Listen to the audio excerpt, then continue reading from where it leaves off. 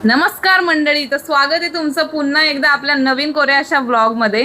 जर तुम्ही माझा लास्ट गावचा व्लॉग बघितला नसेल तर नक्की जाऊन बघा.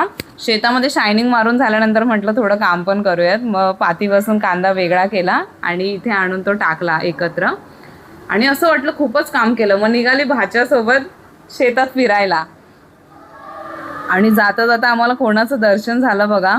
मोर काय भारी दिसतंय.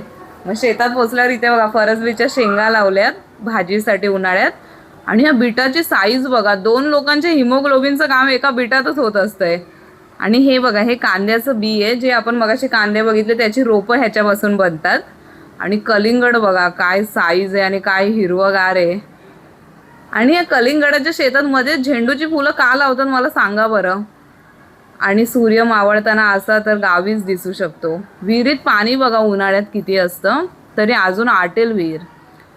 आणि हे बघा, ह्यात बटाट्याची शेती केलेली, बटाटे काढून झाले सगळे, जे छोट्या साईजचे उरले ते असेच टाकून दिलेत. आणि ही बघा, या पूर्ण शेतात भुईमुग केलाय. आता हा पावसाळ्यात काढायला येईल. तुम्हाला हा व्हिडिओ कसा वाटला मला नक्की सांगा. आणि जर तुम्हाला व्हिडिओ आवडला असेल तर लाईक, शेअर आणि कमेंट करायला विसरू नका.